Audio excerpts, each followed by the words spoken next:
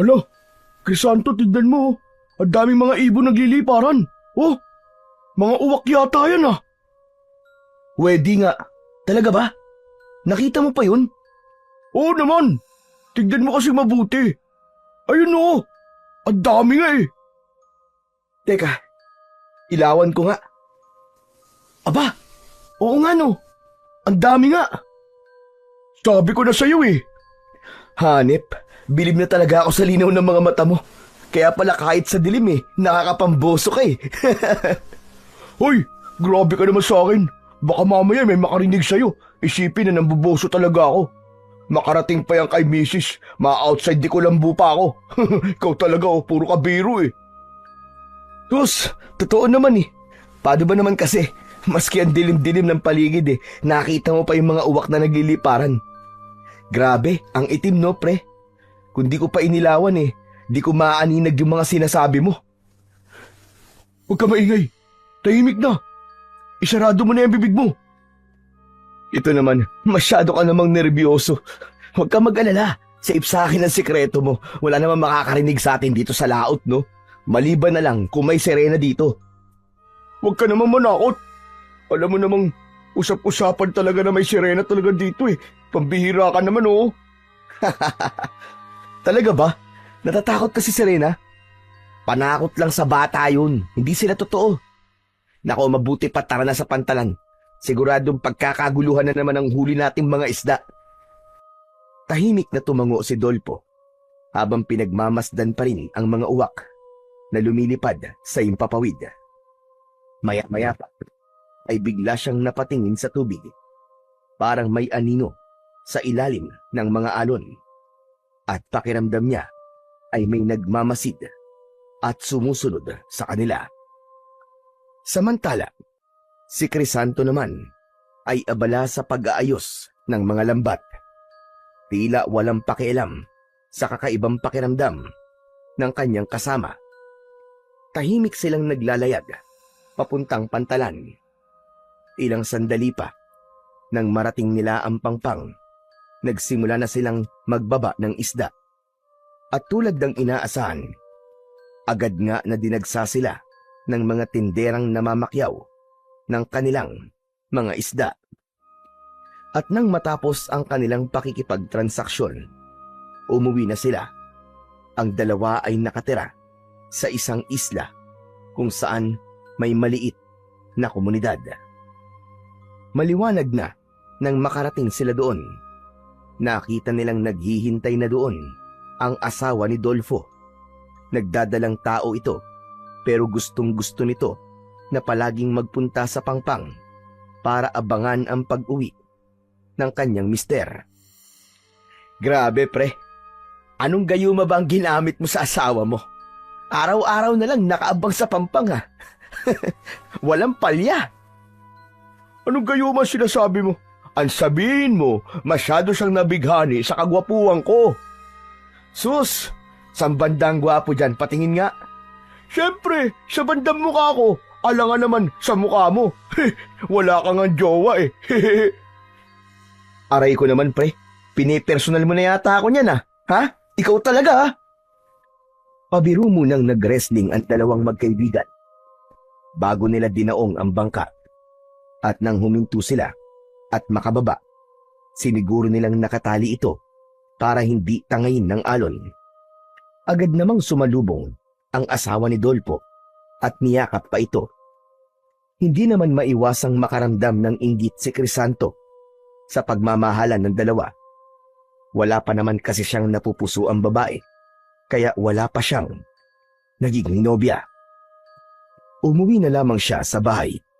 Dala ang isang malaking isda na hindi niya binenta para pang ulam nila ng tatay niya. Oh, nariyan ka na pala anak. Kumain ka na bago matulog Nakapaghain na ako. Salamat tay. Ito nga pala tayo. May uwi ako malaking isda. Aba, napakalaking isda naman ito. Hindi natin ito mauubos anak. Pero anak, para siguradong di masasayang, pagka nakaluto na ako mamayang tanghali, dalhan mo na lang yung anak ni Juana. Ayan na naman kayo tay Nirereto nyo na naman ako kay Isabel eh.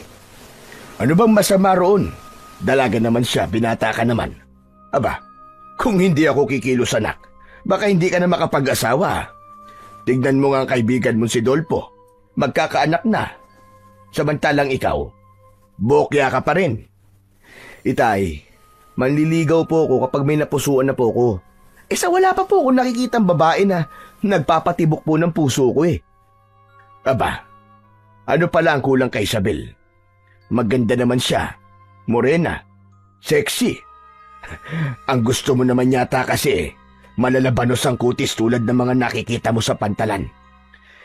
Naku, Crisanto, kung ganung mga babae ang gusto mo, abay, aralin mo ang ibang trabaho. Hindi mo kayang ibigay ang luho ng mga yon sa pangingisda lang. Itay, hindi naman po sa ganon. Hindi lang po talaga si Isabel ang tipo kong babae.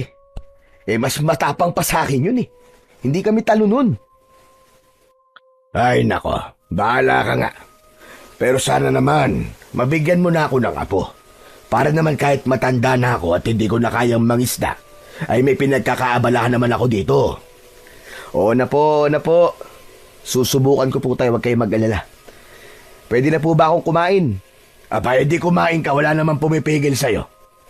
Hindi ko naman dala ang kaldero. Sige na, kumain ka na. Napapailing na lang si Crisanto habang dumudulog sa mesa. Araw-araw na lang kasi na pinipressure siya ng kanyang ama tungkol sa pag-aasawa. Simula nang mag-asawa ang kaibigan niyang si Dolpo, ay hindi na din tumigil ang ama niya sa kakareto sa kanya, at ang pinakapaborito nitong ereto ay ang anak ng kumari nito. Pero wala talaga siyang gusto kay Isabel. Tuwing nagkikita sila, ay nag-aaway sila at madalas pa nga na magkapikunan. Pagkatapos kumain, ay nagpahangin lang ng konti sa labas si Crisanto at nang antukin, ay pumasok na siya sa kanilang kubo para matulog. Maaga kasi silang pumalaot ni Dolpo, lalo na't kalmado ang dagat kanina. Paglapat ng kanyang katawan sa kanyang higaang katre, ay nakatulog siya kagad. Ilang sandali ang nakalipas, nagising siya sa tapik ng kanyang ama. Crisanto, gising na. Ano ka ba naman, bata ka? Talagang hindi ka makakapag-asawa niyan. Abay, tanghali na nakahilata ka pa. Tay, ang bilis niyo naman po manggising. Anong oras na po ba? 11:00 na anak, tanghali na. Nakaluto na ako ng ulam. Hala, sige na, bumangon ka na riyan. At bigyan mo ng ulam si Isabel. Anak ng tay naman eh. Akala ko po ba tapos na tayo kay Isabel? Kung talagang gusto niyo siya, bakit hindi kayo manligaw dun? Promise tay, hindi ako magagalit. Total matagal naman ang nasa langit si inay eh. Pwede ka na ulit mag-asawa kung gusto mo. Anak ng lintik na to, bakit akong pinag-aasawa mo? Ikaw ang mag-asawa. Dahil tumatanda ka na.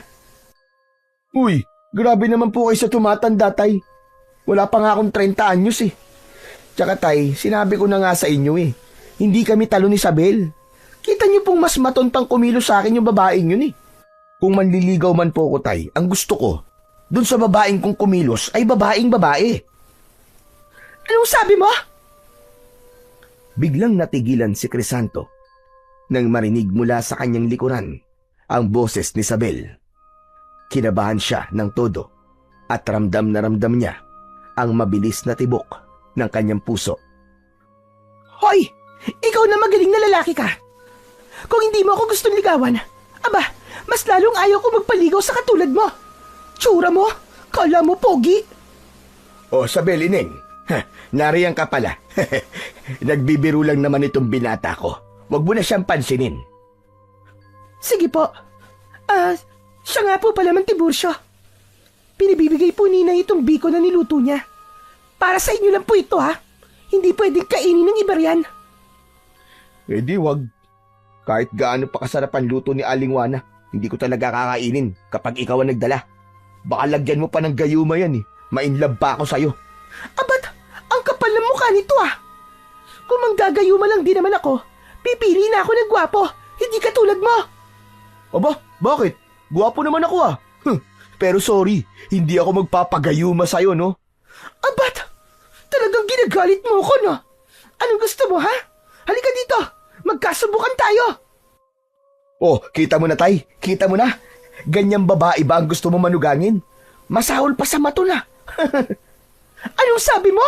Visit kan talaga! Nagtaas na ng manggas si Isabel habang nakaamba na ang pagsuntok. Akala mo, isang lalaking siga na nag-aamok ng away. Hindi alam ni Crisanto kung bakit sila inirereto ng mga magulang nila.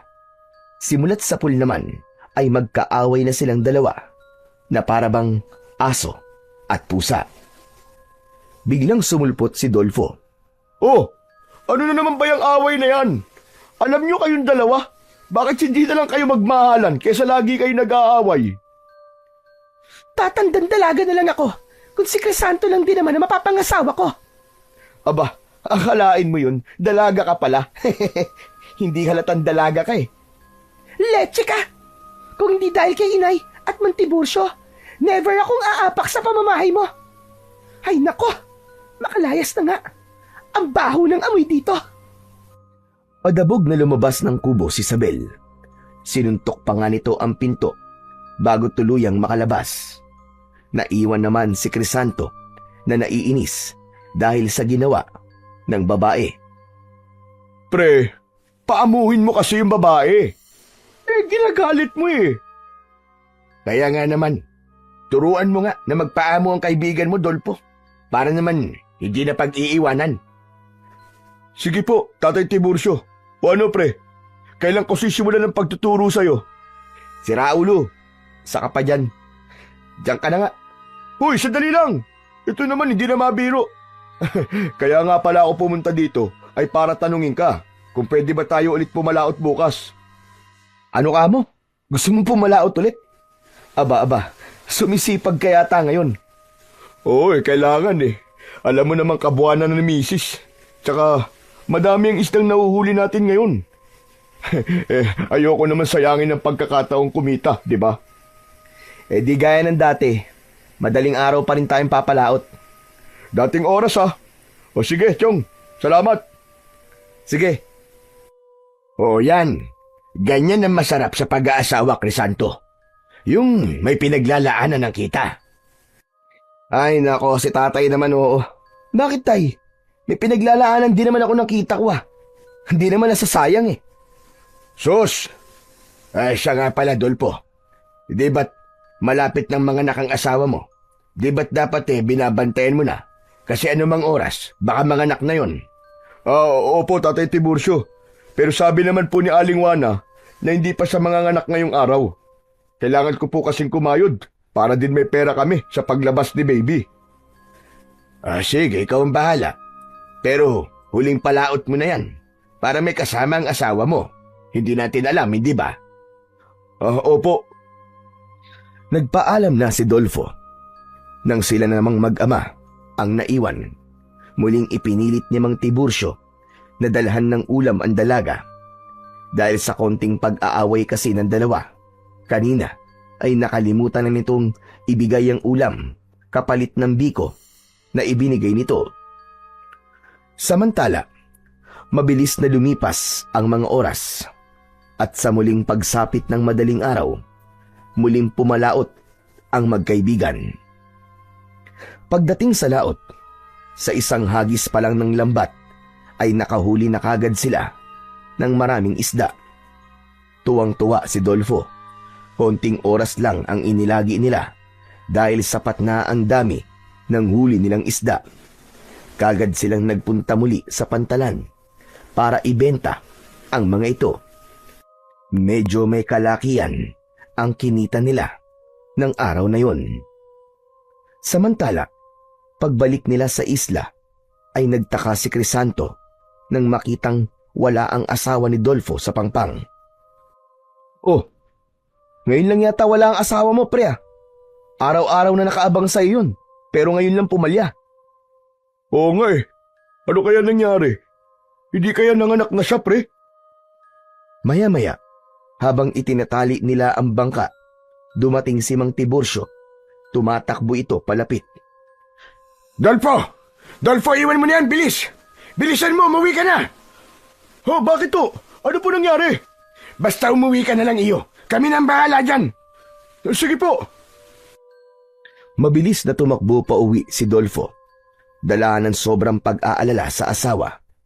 Mabilis na itinali ni Mang Tiburcio ang bangka at pagkatapos ay kinausap niya ang anak. Anak, sundan na natin ang kaibigan mo. Tara na. Teka, tay, bakit po ba? Ano po bang nangyari sa asawa niya? Nanganak na po ba? Bago pa makasagot si Mang Tiburcio, ay narinig nila ang malakas na pag-iyak ni Dolfo. Malapit lang kasi ang bahay nito sa Pangpang. Diyos ko po! Asawa ko! Sino may gawa nito sa'yo? Dahil sa narinig, ay napatakbo agad si Crisanto papunta sa bahay ng kanyang kaibigan. Pagdating doon, ay nadatnan niyang nakahiga sa papag ang asawa nito. Manipis na ang tiyan at nababalutan ng kumot ang katawan. Napakapusyaw ng mukha nito na para bang wala ng buhay. Diyos ko! Ano nangyari kay Dina, tay? Mukhang inaswang, anak. Kinuha ang sanggol sa tiyan niya. Paano nangyari yun? Wala namang aswang dito sa atin Hindi ko nga rin alam eh. Nakita na lang namin si Dina. Nawakwak ang tiyan at wala na ang sanggol. Patuloy ang malalakas na pag-iyak ni Dolfo. Hindi makapaniwala ang lahat sa sinapit ng asawa. Diyos ko, patawarin mo ako, Dina, asawa ko. Hindi na lang sana kita iniwan na mag-isa. Hayop ang mga aswang na yan. Hayop sila.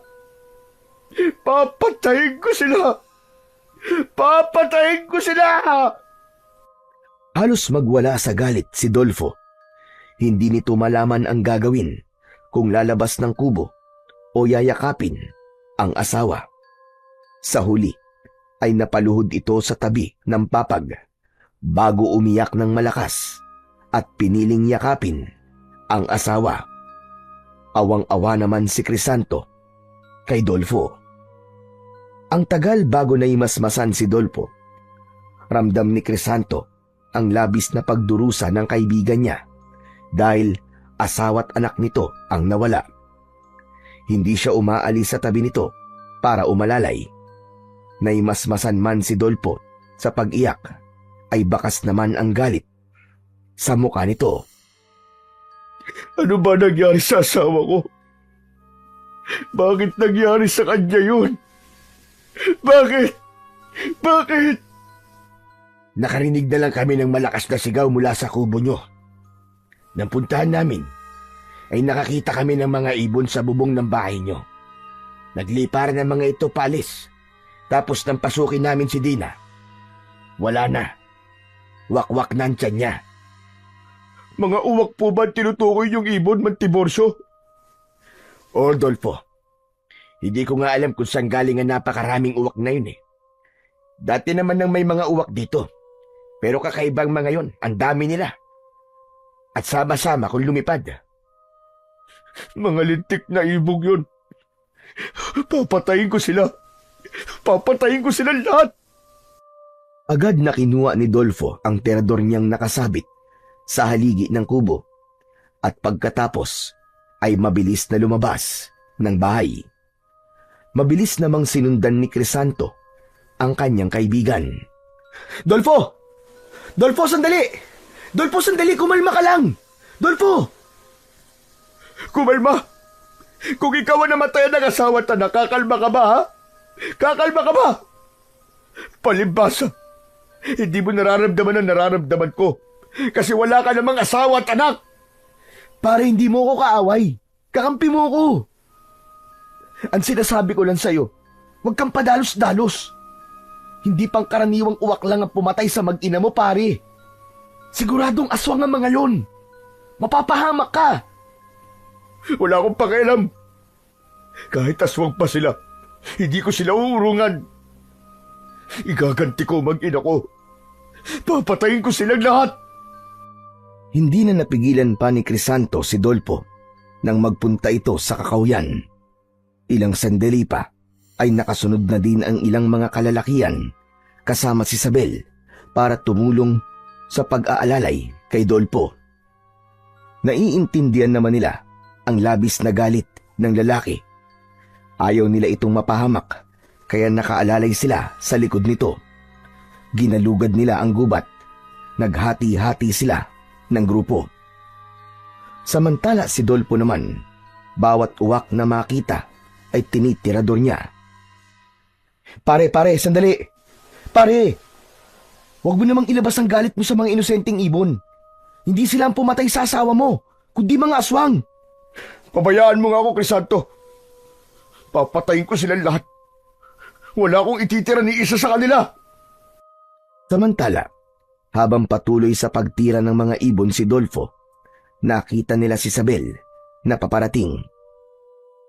Mga kasama, may nakita kaming kahinahinala sa kanlurang bahagi ng isla. Madali kayo! Ha? Anong kahinahinala? Maliit lang naman ang isla natin at halos magkakakilala ang lahat. Pero may sumulpot bigla ng mga kubo sa ilagang bahagi at hindi ko kilala ang mga nakatira. Baka sila mga aswang! Baka sila mga aswang! Papatayin ko sila! Dolpo, sandali! Huwag kang padalos-dalos. Hindi mo kilala ang mga kalaban mo. Kaya huwag kang magpadala sa galit. Ayusin muna natin ang burol ng asawa mo, pwede ba? Natigilan saglit si Dolfo sa sinabing yun ni Isabel. Pagkatapos ay unti-unting nawala ang galit sa mukha nito at napalitan yun ng paghinagpis. Napaluhod pa sa lupa ang lalaki at doon muling umiyak. Naupo naman si Isabel sa tabi ng lalaki at inakbayan ito. Dolfo, kaibigan ko si Dina. Kaya kakampi mo ko. Masakit sa akin ang nangyari sa kanya. Gusto ko rin siyang ipagiganti. Pero hindi pa ngayon ang tamang oras. Pagkalibing ni Dina, kasama mo akong tutugi sa mga salot na aswang na yan. Hindi din ako papayag na may mabiktima pa ulit ang mga halimaw na yan. Pumayag din si Dolpo na umuwi matapos itong kausapin ni Isabel. Kahit paano ay napahanga sa dalaga si Crisanto. Hindi niya akalain na sa ganong pagkakataon ay maaasahan pala ang dalaga. Pagkauwi nila ay agad na inayos ang burol ni Dina. Hindi pa rin makausap ng matino si Dolpo, pero kahit papano ay kumalma na ito. Kailangan nating mahanap ang mga ibon na yon. Kung aswang man sila, ay dapat na silang mapuksa bago pa nila tayo ubusing lahat.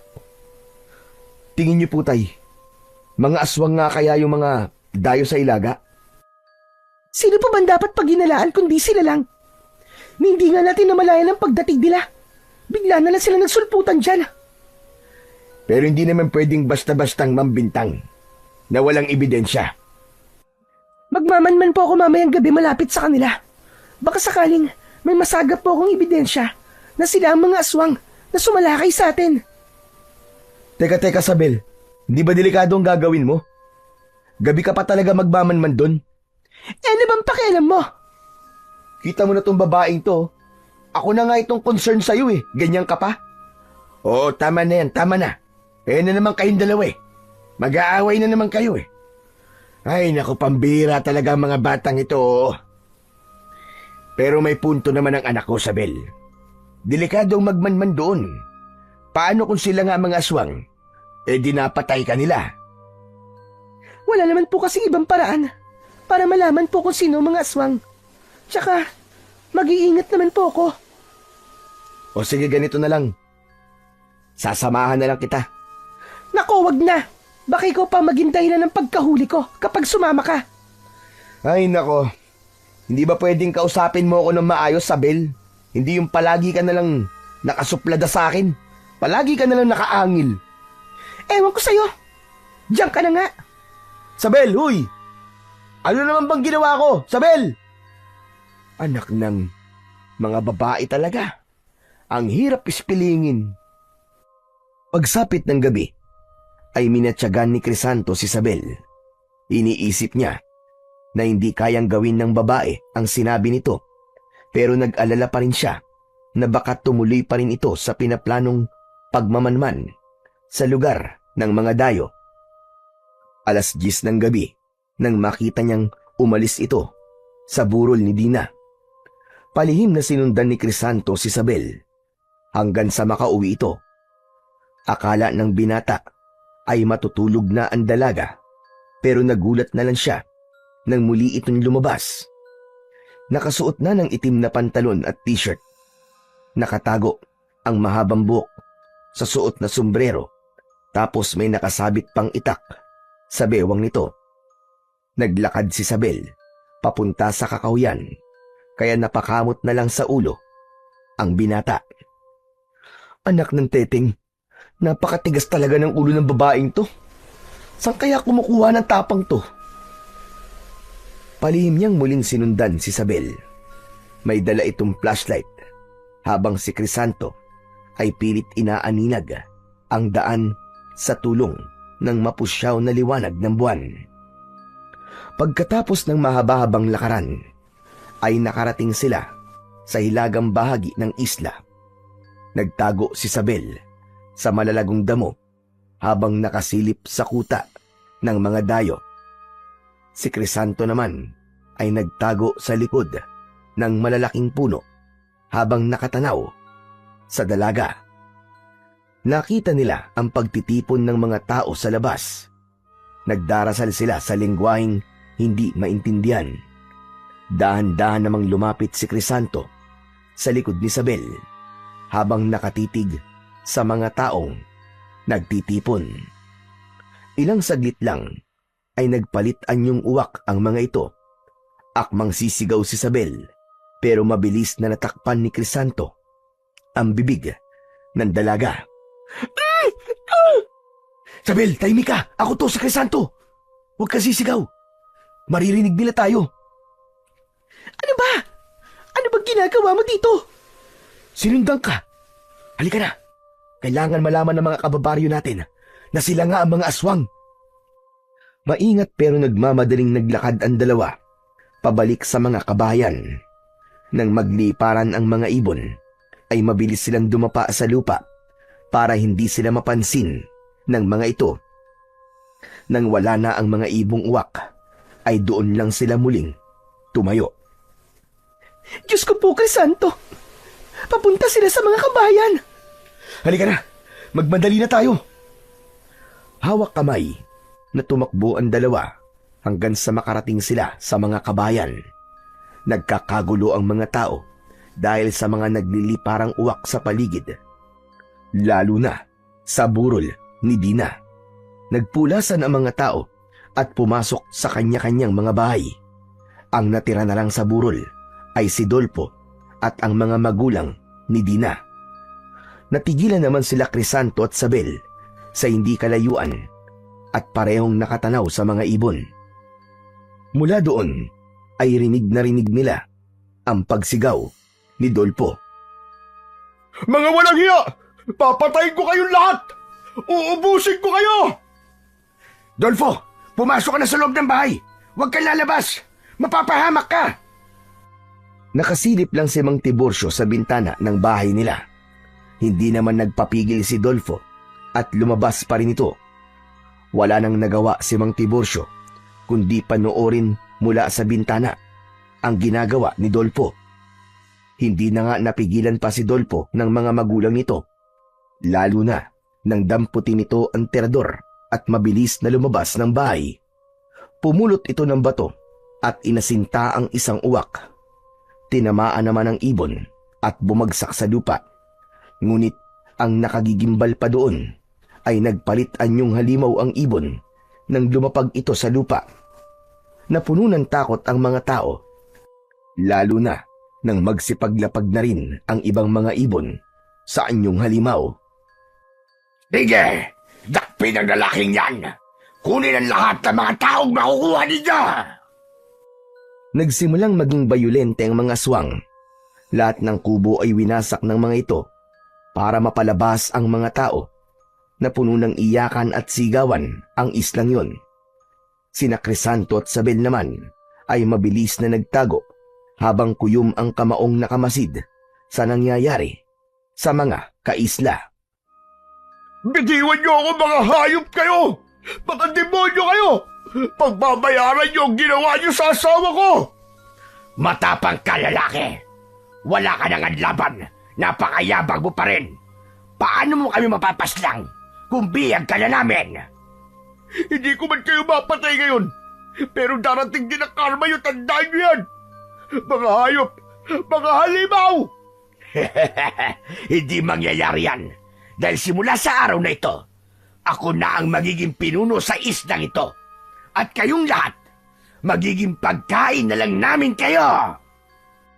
Maawa kayo sa mga tao rito. Wala kaming kasalanan sa inyo. Nananahimik ang isla namin, kaya pakiusap. Umalis na kayo dito! Sa tingin mo ba, ay aalis pa kami dito, hatanda? Payapa ang islang ito at bihira ang nagagawin dito. Ligtas ang aming kulto dito, kaya dito kami magsisimula ng bagong buhay. Habang nagkakagulo ang lahat, isang aswang ang nagsabing mabubusog sila sa gabing yun dahil marami silang pwedeng kainin, mga bata at babae. Subalit hindi sumang-ayon doon ang kanilang pinuno. Huwag! Hindi natin sila dapat ubusin ngayong gabi para may pagkain pang matitira sa mga susunod na araw. Unahin ang mga walang pakinabang. Unahin ang matatanda.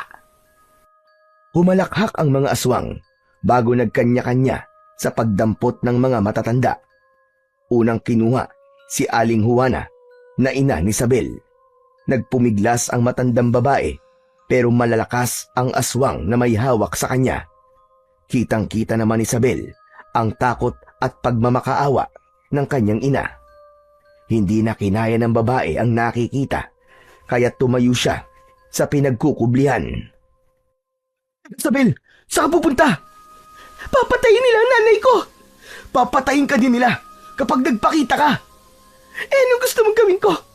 Tumunganga na lang habang pinapatay ang nanay ko? Kung naduduwag ka, magtago ka na lang dito, pero pabayaan mo akong makalis! Mabilis na nakatakbo si Sabel, palapit sa kanyang ina. Wala nang nagawa pa si Crisanto kung hindi ang magtago habang nagdarasal na sana ay walang mangyari sa mga mahal niya sa buhay. Mga hayop kayo! Bitiwan niyo ang nanay ko! Hulihin ang babaeng yan! Tignan nyo kung may kasama pa siya! Mabilis na kumilos si Crisanto at tumakbo siya papasok sa madilim na bahagi ng kakawyan. Hindi siya tumigil sa pagtakbo hanggang sa narinig niya ang malakas na sigaw ng aswang. Nakita na siya ng mga ito na tumatakas. Hanapin ninyo! Hindi rin naman makakaalis sa isla ang taong yon! Nagpatuloy siya at hindi tumigil hanggang sa makarating sa kabilang bahagi ng isla. Nakita niya ang pampang, walang tao. Wala na rin siyang ibang matatakbuhan, lalo at alam niyang nakasunod sa kanya ang mga aswang sa kakawyan. Maya-maya pa ay dumating na ang kanyang mga kalaban. Unti-unti siyang napaatras hanggang sa ang tubig ay naramdaman na niya sa kanyang mga paa. Mariing napapikit si Crisanto nang maalala ang kanyang ama. Matanda na rin ito at tiyak na isa ito sa mga papaslangin. Nilingon niya ang mga humahabol sa kanya. Nasaan yung halimaw na ang mga ito at naglalakad palapit sa kanyang kinaroroonan. Itay, patawarin mo ko. Kung mahuhuli nila ako, katapusan na nating lahat. Bago pa makalapit ang mga aswang, ay tumakbo na si Crisanto papunta sa dagat. Alam niyang walang kasiguraduhan ang gagawin niya, pero kailangan niyang subukang tumakas. Kung lahat sila ay madadakip, wala nang iba pang makakatulong sa isla nila. Diyos ko, tulungan niyo po ako. Kailangan kong makatakas sa mga aswang na to upang makahingi ako ng tulong. Pinilit niyang lumangoy at kalabanin ang alon ng dagat. Walang kasiguraduhan ang paglangoy niya at ang tanging kinakapitan niya ay ang pag-asang magmilagro para mabuhay siya at makatawid sa malawak na dagat. Sumuko ang mga aswang sa paghabol sa kanya. Bumalik na ang mga ito sa mismong baryo. Samantala, ilang oras ding nagpalutang-lutang sa dagat si Crisanto. Napapagod na siya sa paglangoy at sigurado din naman na walang tulong na darating para sa kanya. Nagdasal siya sa kanyang isip na sana ay magkaroon ng himala at makaligtas siya sa tiyak na kapahamakan. Pinilit niyang ilaban ang kanyang buhay laban sa lamig at sa banta ng pagkalunod. Gusto niyang makaligtas para mabalikan niya ang kanyang mga kaisla. Ngunit bigla siyang napulikat. Napadaing siya sa sakit hanggang sa unti-unting lumubog. Pinilit niyang umahon pero hindi niya na nakayanan pa ang lakas ng alon. Marami na siyang nainom na tubig. Buong akala niya ay katapusan niya na. Pero bago siya nawalan ng malay, ay naramdaman niyang may biglang pumulupot na mga kamay sa kanyang braso. Hindi niya na nakita kung sino ang humawak sa kanya dahil tuluyan na siyang nawalan ng malay. Nang bumalik ang ulirat ni Crisanto, ay nasa isang madilim na kuweba na siya at nakahiga sa malaking tipak ng bato. Nananakit ang buo niyang katawan pero pinilit niyang makabangon. Nagulat pa siya nang may marinig na malamyos na tinig. Kumusta na ang iyong pakiramdam, Crisanto? Ha? Sino ka? Nasaan ka? Narito ako sa tubig. Huwag kang mag-alala. Isa akong kaibigan. Isang magandang babae ang nasilayan ni Crisanto na nakalublob sa tubig. Tanging ulo lang nito ang nakalitaw kaya hindi niya makita ang buong katawan ng babae. Nakakapag-adjust na din ang mga mata niya sa dilim. At kahit paano ay may sumisilip na ring liwanag mula sa bukana ng kuweba. Sino ka? Nasaan lugar tayo? Narito ka sa lugar ko. Nalunod ka sa dagat. Kaya dinala kita dito. Isang araw kang walang malay. Teka, naaalala ko na. Tumakas ako mula sa mga aswang na gustong sumakop sa isla. Pinulikat ng pa ako, kaya nalunod ako. Salamat sa tulong mo ha, kaibigan. Ang ginawa kong pagsagip sa buhay mo ay pasasalamat ko din sa pagsagip mo sa amin. Ano? Pagsagip sa inyo?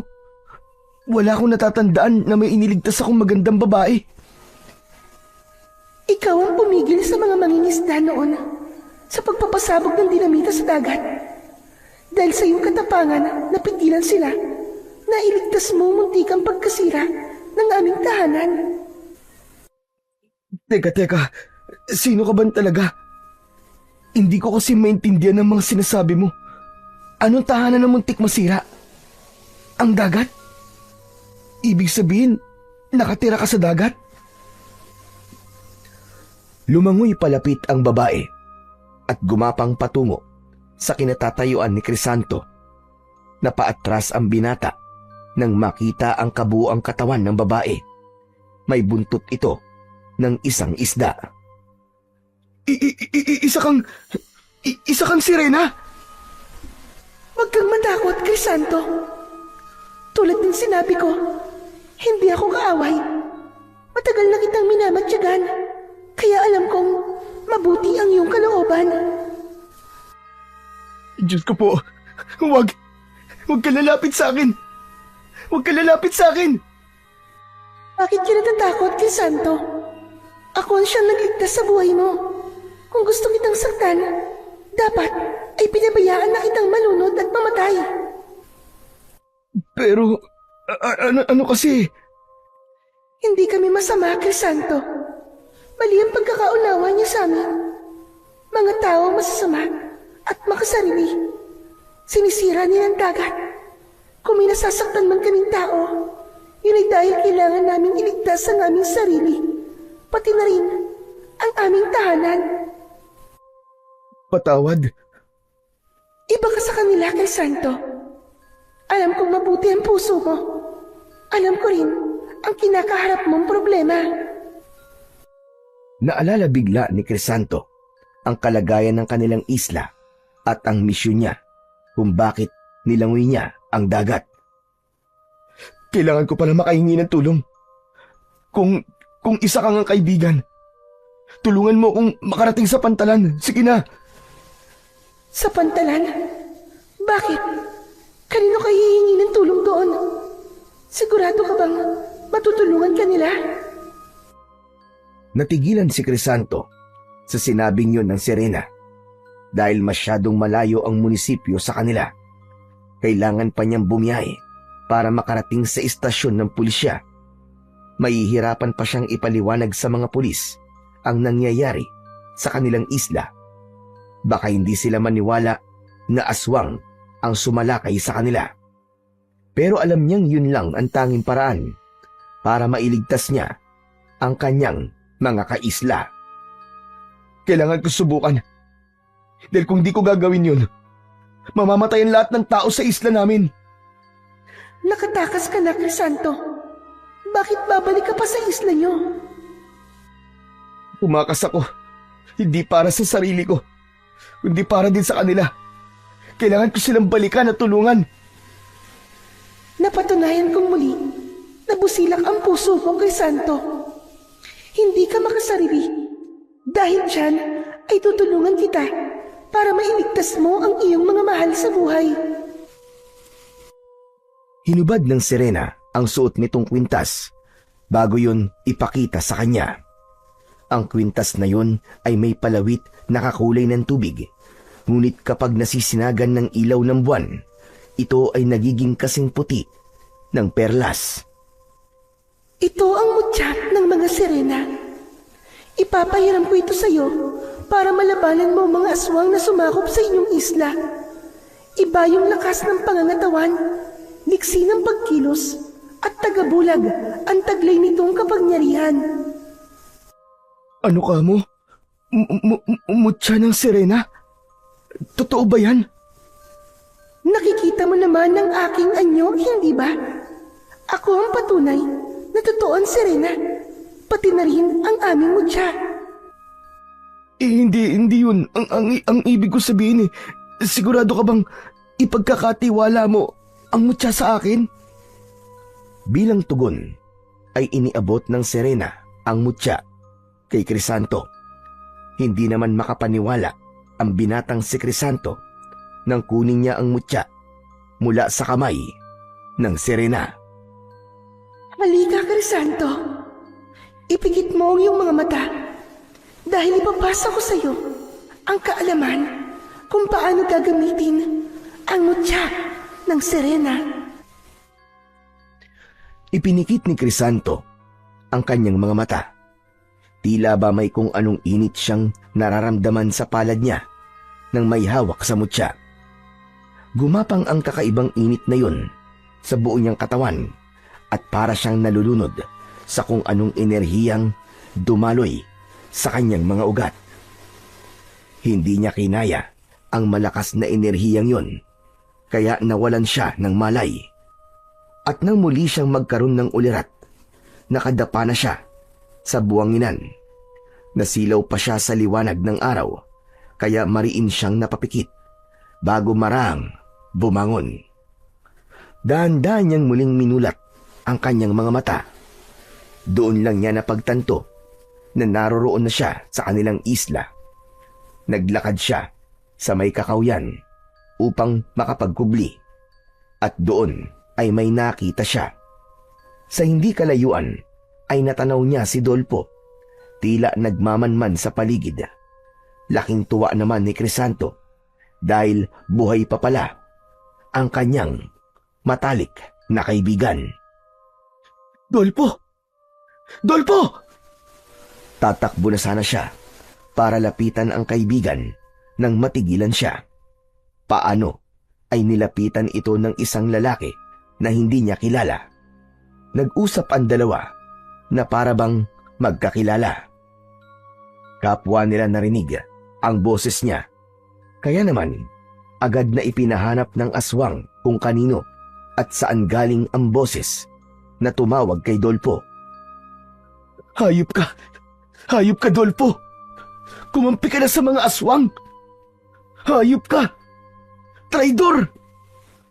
Kagad siyang naghanap ng mapagtatanungan pero wala siyang makita. Tiyak na maski magtago siya sa likod ng mga puno ng oras na yon, ay tiyak na mahahanap siya. Kulang na siya sa oras hanggang sa isang aswang ang lumapit sa kanya. Pero dinaanan lang siya nito. Parang hindi man lang siya nakita. Ilang aswang pa ang dumaan pero hindi pa rin siya inaatake ng mga ito. Samantala ay ramdam niya ang mutyang ibinigay sa kanya ng Serena. Nang mapagtantong may tagabulag ang kapangyarihan ng Serena, minabuti na muna niyang magmatsyag sa paligid. Inabot na siya ng gabi. Nagpaikot-ikot siya sa mga kabayan. Nalungkot siya nang malamang tuluyan na ngang nasakop ng mga aswang ang kanilang isla. Ang mga tao ay ikinulong na parang mga hayop, habang ang ilan sa mga taga-isla ay malaya. Yun ang ipinagtataka ni Crisanto. Nang makita niyang lumapit si Dolpo kay Isabel, ay lumapit din siya. Taglay ang tagabulag. Isabel, umanib ka na sa amin para hindi ka na nahihirapan. Kahit kailan, hindi ako magiging duwag na katulad mo, Dolpo. Ipinagpalit mong iyong kaluluwa sa mga aswang para mabuhay ka. Nakalimutan mo na ba na sila ang pumatay sa iyong mag-ina? Hindi ko nakakalimutan yan, Isabel. Pero sa pagkakataong to, kailangan kong pumili kung buhay at kamatayan. Natural na pipiliin ko mabuhay. Kaya kung ako sa'yo, pumayag ka ng maging aswang. Hindi natin alam. Baka isa sa mga araw na to, ikaw na ang susunod na maging pagkain. Mabuti nang mamatay nang may dangal kaysa maging katulad mong hangal. Umalis ka dito kung wala ka rin namang matinong sasabihin. Layas! Gusto lang naman kitang iligtas eh. Huwag mo na akong kumbinsihin dahil hindi ako aanib sa inyong mga animal kayo. Dolfo, sana hindi ka isumpa ng asawa at anak mo. Hayop ka. Masahol ka pa sa kanila. Hindi nakinig si Dolpo kay Isabel. Mabilis na lumayo ito kay Isabel. Ngunit sa sandaling umalis ito at nakatalikod na sa dalaga, kitang-kita ni Crisanto na tumulo ang luha sa mga mata ng kaibigan. Nagpatuloy ito sa paglalakad hanggang sa tinabihan ito ng isang lalaki. Sabay silang naglakad palapit sa kanya. Sandali lang, Dolpo. May kakaiba sa lugar na to. Ramdam ko malakas na enerhiya sa paligid. Ha? Anong ibig mo sabihin? Mukhang may nakapasok na antingero. Kailangan itong malaman ni Amang Segundo. Teka, sadali lang. Sigurado ka ba? Wala naman ako nararamdaman ah. Dahil bagong yagaw ka pa lang, hindi ka pa naturuan ni Amang Segundo ng lihim na aral. Ano ka mo? Lihim na aral? Yung ba yung mga ritual na ginagawa nyo? Mamaya na maraming tanong. Puntahan na natin si Amang Segundo. Umalis na ang dalawa. Samantala, gusto pa sanang itakas ni Crisanto si Isabel, pero nauubos na din ang oras niya. May kung anong boses siyang naririnig na nagsasabing nawawala na ang bisa nito. Kaya naman, agad siyang nagdesisyon na lumayo na muna doon, pansamantala. Mabilis siyang tumakbo palayo at nagtago sa malalaking tipak ng bato, malapit sa dagat. Hindi naman makalapit ang mga aswang doon dahil takot sila sa tubig alat. Nang makapagpahinga, ay pumuslit naman siya sa kubong tinitirahan nila dati na ngayon ay aswang na ang nakatira. Kinuha niya ang kanyang itak at mabilis na pumunta sa kakawyan. Nagputol siya ng mga sanga ng kahoy at pinatulis niya ang dulo para maging sibat. Inunti-unti niya ang paggawa ng sibat. Pagkatapos ay dinala ito sa kakawyan na malapit sa mga bahay. Tinabunan niya ng mga tuyong daon para hindi makita ng mga aswang. Maingat ang bawat pagkilos niya dahil kailangan niyang magdoble ingat, lalo na't nararamdaman ng mga aswang ang presensya niya. Nagmasid-masid din siya sa paligid para mapag-aralan ang kilos ng mga aswang. Hindi lang siya lumalapit sa pinuno ng mga ito dahil alam niyang ito ang pinakamalakas sa lahat. Nang sumunod na araw ay pinuntahan niya ang kubong kinaroroonan ni Isabel para makausap ang dalaga. Isabel! Isabel! Crisanto? Diyos ko, Crisanto! Ikaw nga! Akala ko iniwan mo na kami. Iniligtas ko lang ang sarili ko. Pero ito na ako ngayon. Nakabalik na ako. Pero narinig ko, mga aswang, ang sabi nila, nilangoy mo daw ang dagat. Paano nangyaring? Paano ka nakaligtas? May awa pa rin ng Diyos sa atin, Isabel. Hinayaan niya ako mabuhay. Buti bumalik ka pa, Crisanto. Pinatay nila ang tatay. Ano? Hindi. Pero, patawad. Hindi ko sila nailigtas. Hindi ko kaya. Mga hayop sila. Mga hayop sila. Kung hindi ka na sana umalis nun, sana natulungan mo ko. Pero Isabel, kailangan kong umalis nun. Dahil lang nasa isip ko nun ay ang humingi ng tulong. May nahanap ka ba? Nasaan sila? Nasaan ang tutulong sa atin? Wala. Pero bumalik ako ng mas malakas. Pero kailangan kong tulong mo. Ililigtas natin ang isla. Pero bago yun, gusto kong kausapin mo si Dolfo. Si Dolfo? Ang walang yun. Traidor ang kaibigan mo na yun. Kumampi sa mga kaaway. Kapalit ang buhay niya. Hindi traidor ang kaibigan ko, Isabel. Hindi niya gagawin yun. Pero ginawa na nga niya. Malakas ang kutob ko na may pinaplano yun, Isabel. Hindi siya basta-basta kakampi sa kaaway, maniwala ka sa akin. Hindi. Ayoko makipag-usap sa hayop na traidor na yun. Hindi yan ang gusto kong marinig. Ang gusto kong malaman ay kung paano mo kami matutulungan. Ano magagawa mo para iligtas ang isla? May tatakas mo ba kaming lahat? Walang paraan para makatakas tayong lahat sa isla. Dahil sinira nila ang lahat ng mga bangka. Ang magagawa lang natin ay labanan sila. Ano? Labanan? Nagpapatawa ka ba? Ano ang laban natin sa mga aswang? Kapwa natigilan ang dalawa nang may marinig silang yabag na paparating. Agad na pumuesto si Crisanto sa gilid ng pinto. Kaya nang bumukas ito, ay hindi siya nakita ng lalaking pumasok. Sino kausap mo rito? Bakit? May nakikita ka bang tao dito? Nakausap ko? Amat, pilosopo kang babae ka. Magpakasaya ka na ngayon. Dahil mamayang gabi, katapusan mo na. Hindi ako natatakot sa inyo. Patayin niyo man ako. Hindi ko isusuko ang kaluluwa ko sa sinasamba niyong demonyo. Hehehe, tignan na lang natin mamaya. Ang tapang mo. Aalis na sana ang aswang nang matigilan ito. Sumingot-singot ito sa paligid at para bang nakikiramdam. Sisilip sana ito sa likod ng pinto pero mabilis na humarang si Isabel. Ano ba yun, ha? Bakit hindi ka pa umalis dito? Sino ang tinatago mo dito, ha, babae? Paano naman ako makapagtatago dito ng tao? Kinukulong niyo ako. Huwag kang sinungaling. Ramdam ko ang presensya ng antingero. Ilabas mo na siya. Wala nga akong tinatago. Kung ganon, hayaan mo kung masilip ang likod ng pinto. Ang kulit mo ah. Sinabi nang humalis ka dito eh.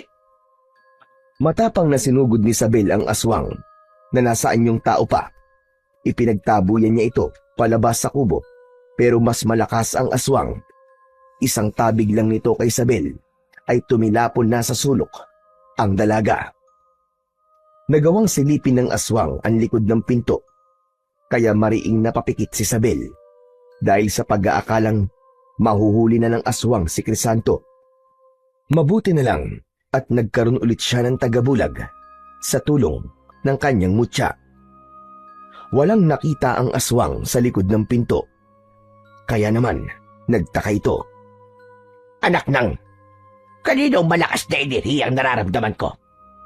Hindi kaya ikaw yon, babae? Isa ka bang antingera? Magsalita ka! Kung antingera ako, matagal na kitang pinatay. Kung ganon, sabihin mo sa akin kung sino siya. Aba malay ko. Nakakulong ako dito. Tapos ako ang tatanungin mo. Talagang matalas ang dila mo, babae ka! Sasakali na sana ng aswang si Isabel, pero agad itong sinugod ni Crisanto. Inilabas niya ang itak na nakuha niya sa kubo nila, at yun ang ginamit na pansaksak sa aswang. Napatakip naman sa bibig si Isabel nang makita niyang dumugo ang parting dibdib ng aswang, at saglit lang ay binawian na ito ng buhay. Hindi rin kasi nakikita ni Isabel si Crisanto.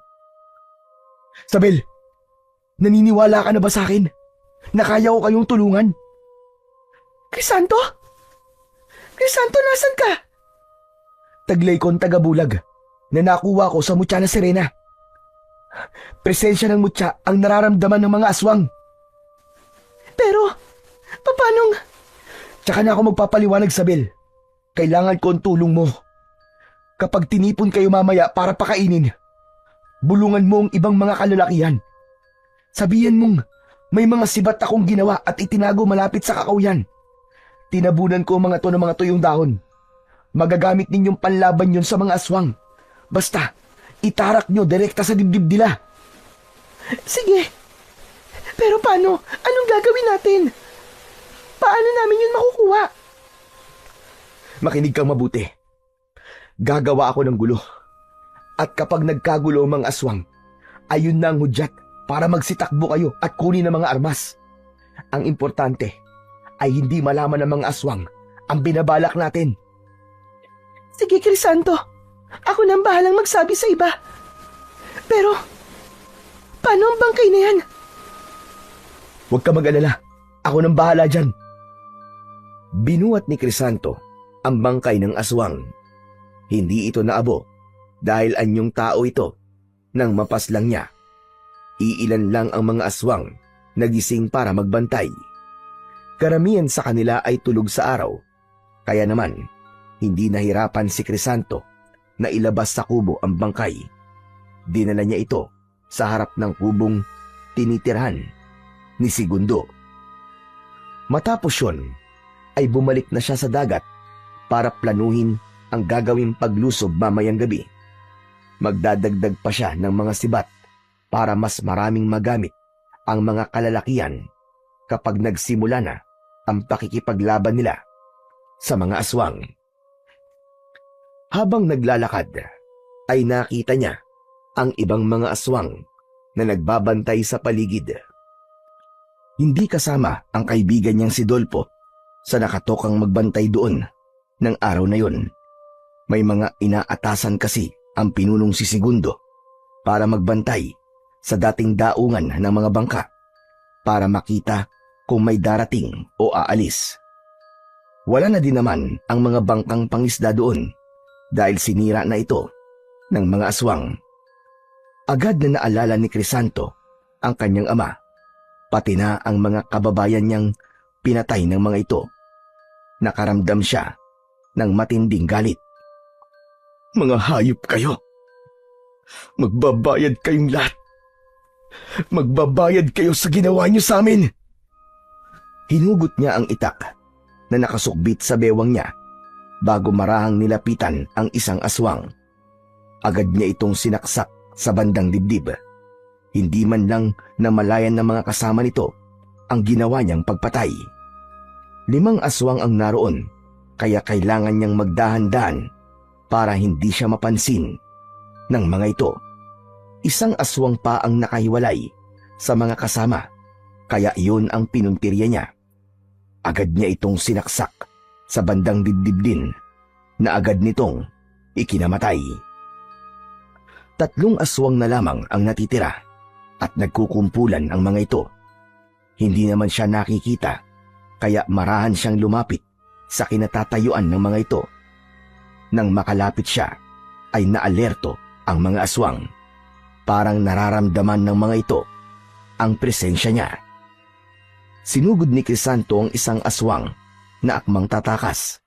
Tinaga niya ito na tinamaan naman sa balikat. Lalong nataranta ang 2 pang aswang na kasama nito. Lalo na nang mapadapa sa lupa ang nataga niya. Hindi na siya nag-aksaya pa ng panahon at agad na sinalakay ang isa pa. Tinaga niya ang leeg nito. Tumalsik ang ulo nito papunta sa isa pang aswang.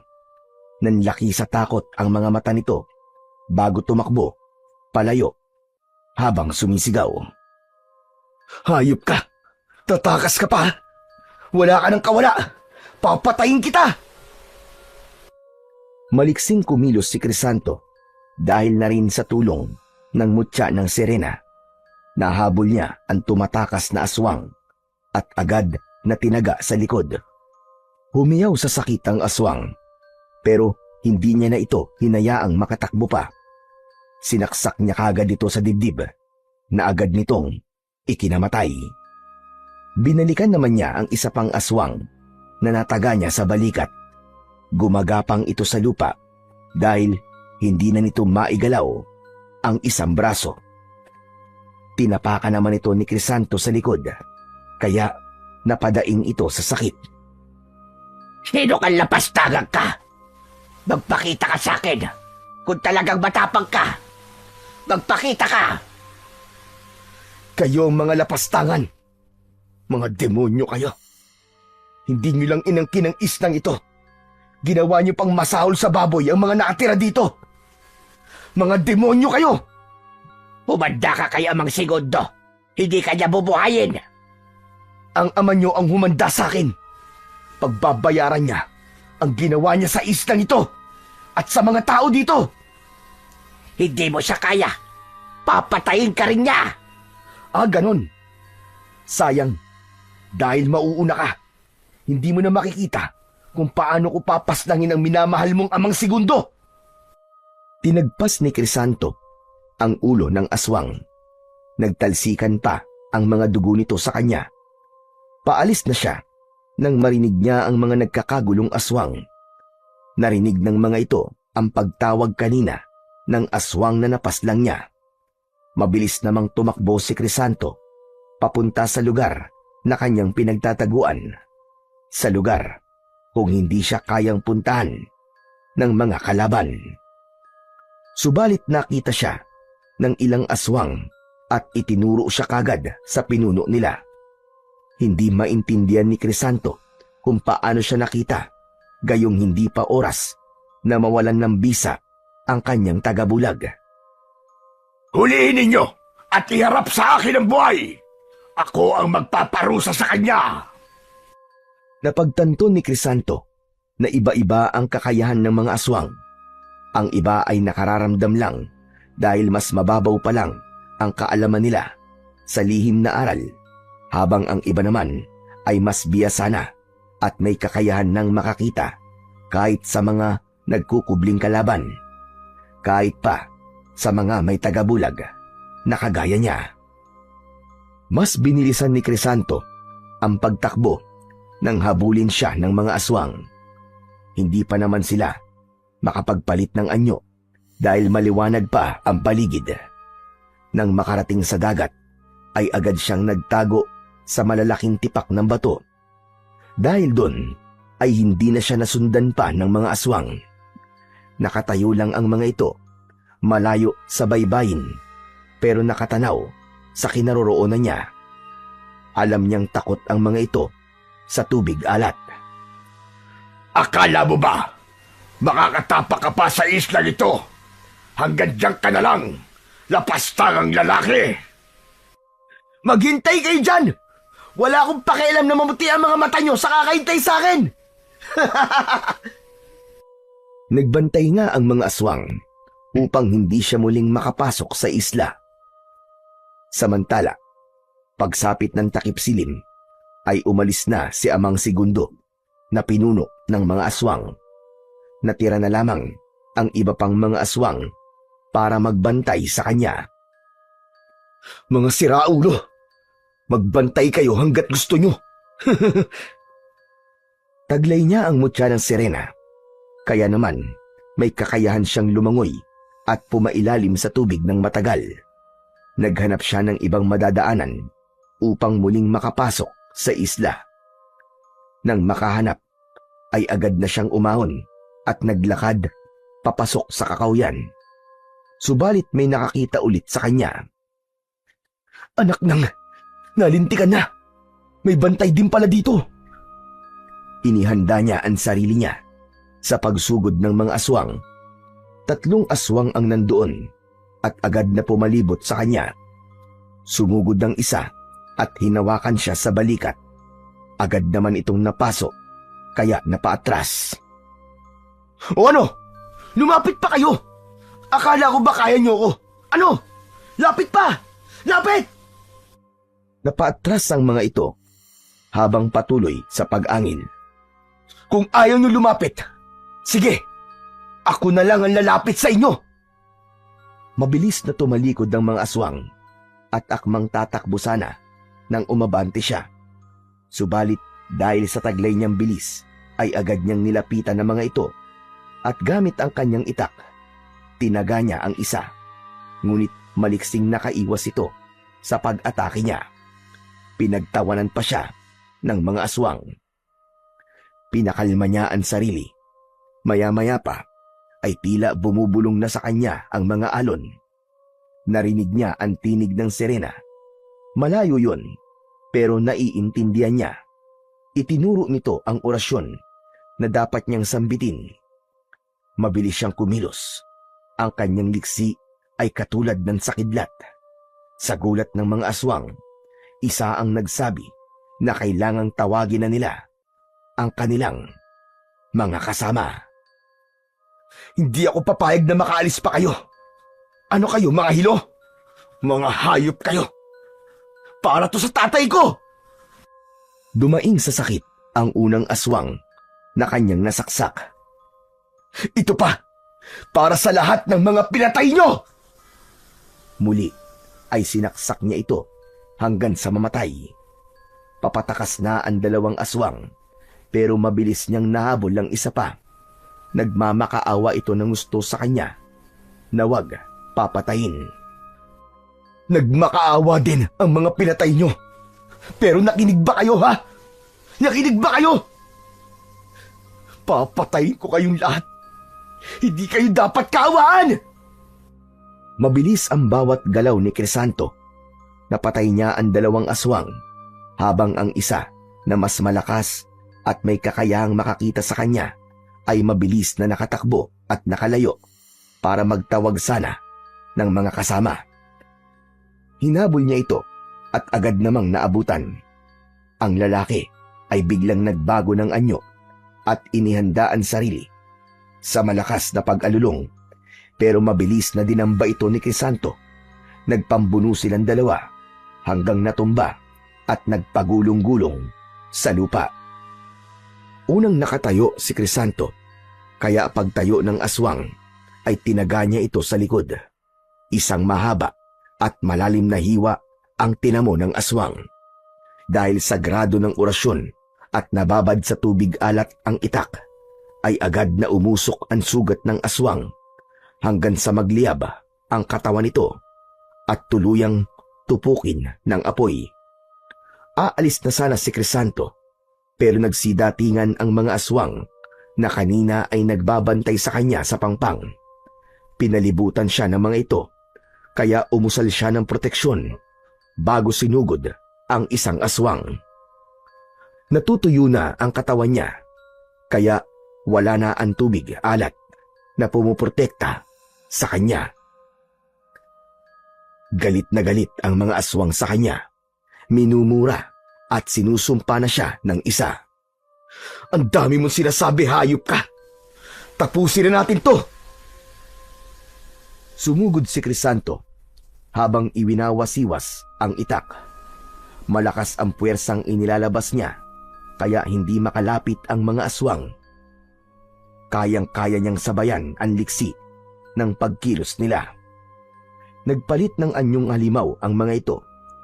Sumugod ang mga ito sa kanya, pero bago pa siya makalmot, ay tinamaan na ng talim ng kanyang itak ang isa sa mga ito.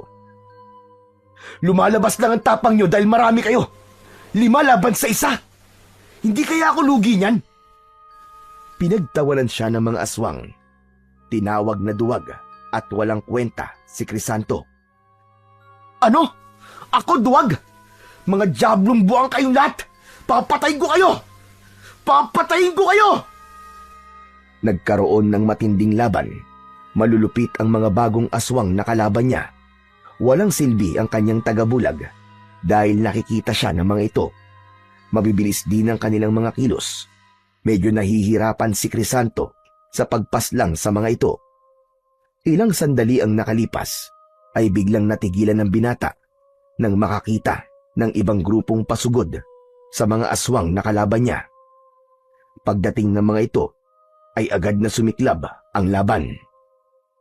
Nahati ang atensyon ng mga ito, kaya naman nagkaroon siya ng pagkakataong labanan isa-isa ang mga aswang. Mabilis siyang kumilos at kinilala ang mga aswang base sa suot nilang mga damit. Hinayaan niyang mabuhay ang mga aswang na bagong dating.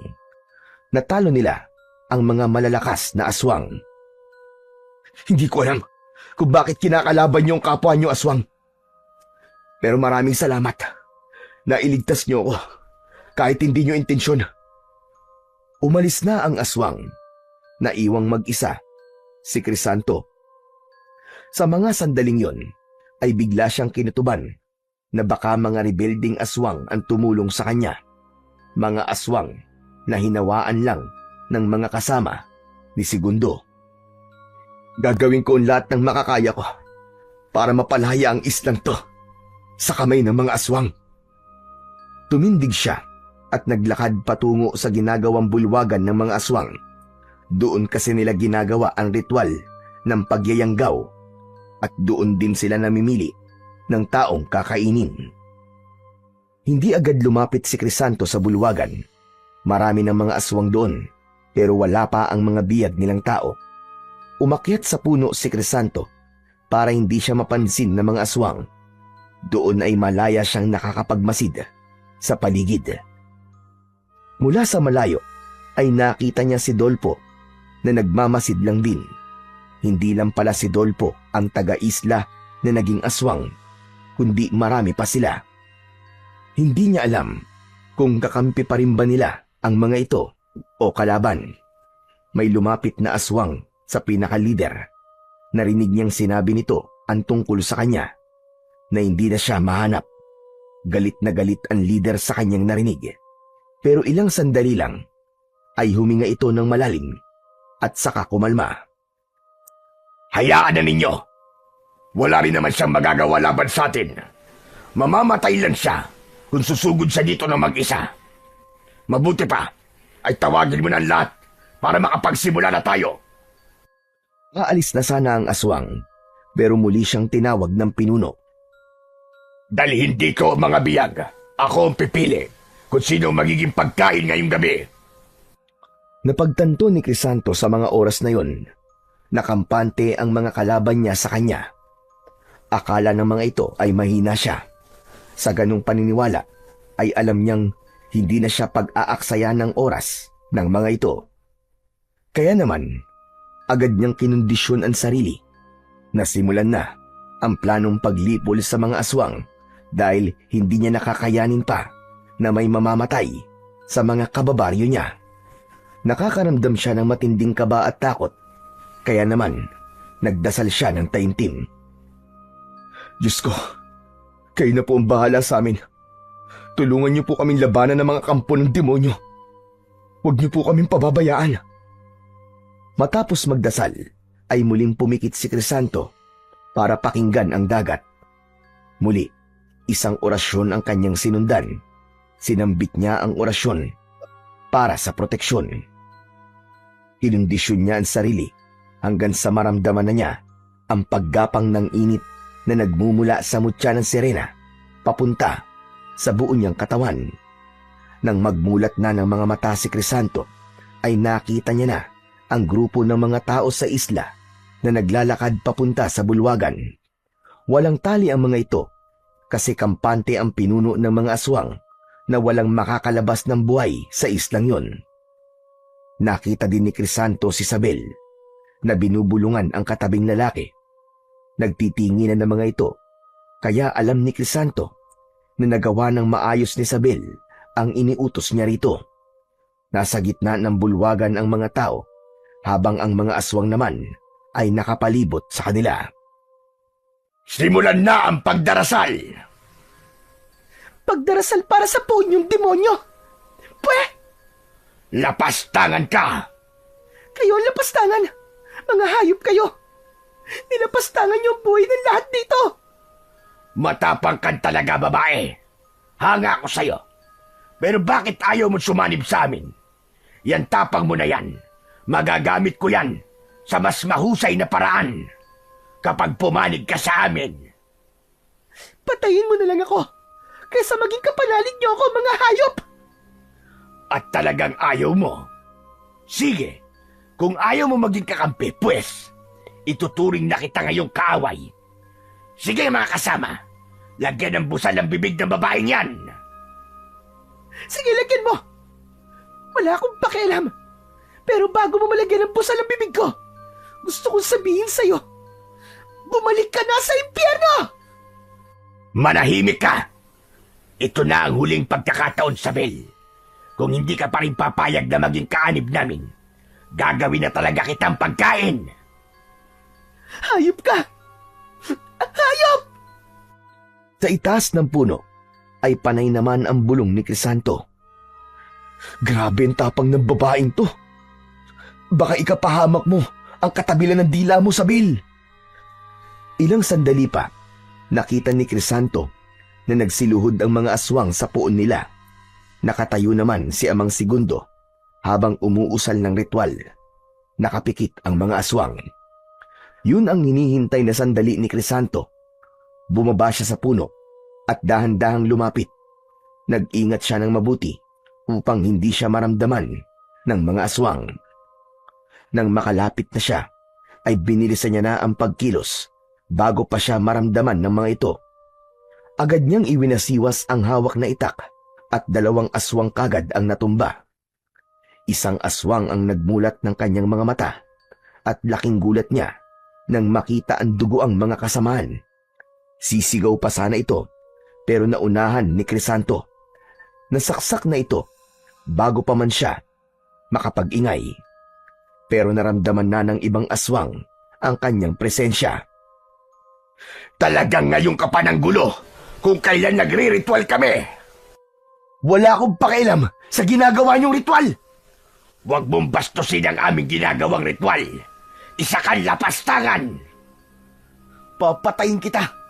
Pagbabayaran mo ang pagpatay mo sa tatay ko. At ano ang tingin mo sa sarili mo? Malakas?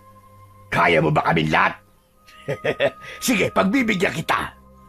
Ako ang kalabanin mo. Subalit, bago pa sila maglaban ng pinuno, ay agad na sumigaw si Crisanto. Binigyan niya na ng hudyat si Sabel.